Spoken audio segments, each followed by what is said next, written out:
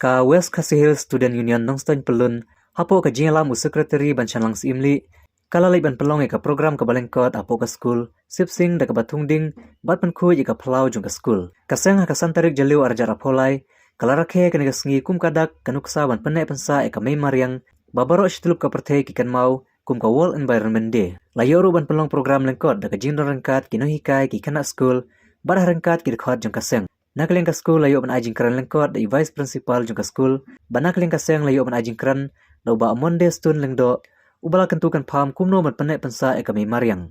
Nakling ka seng ka ay kuble ya i principal jung ka school, ibala siya ka seng ban shim talang ha ketika program lengkot, bar kam tam ya ki kanak school, kibala shim ta ban tungding ban kalong shisha ka jing job ha ketika sngi.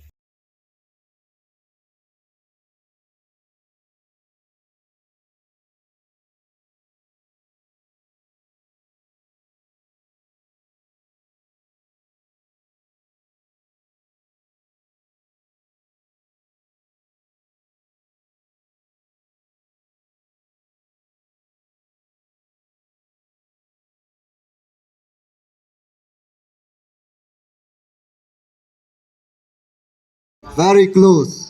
It was in 1974. And mawai katama, the World Environment Day la rakhia usmem kakandai spa nyop sau kadai ka sin ka bani kong do la rakhia kanika World Environment Day. Te mentang akwa ban keren ba pilai I ba hangni ka jala jongi. Kamta makini menta kisngi.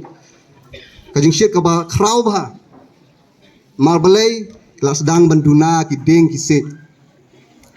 Te kadai ka kamram ka jongi iway pa iway kantam pigi student ro pangindai ban sumar bhai ki deng kisit namar ba kani ka jala jongi kamtam hangne ka than jongi ngidang don ni ki deng kisit ki bawan ra ekal air ka bukhut amar ba kal air ka bukhut kari ka badon kam badu kata kata ada pipet kai ki than rithor namar ba kim don shu eta kal air ka bukhut kajingpang kababon bahagiyo. I pledge not to litter any kind of plastic waste in my school campus, my village, and anywhere I go. I will be a role model by throwing all kind of plastic waste in dustbin.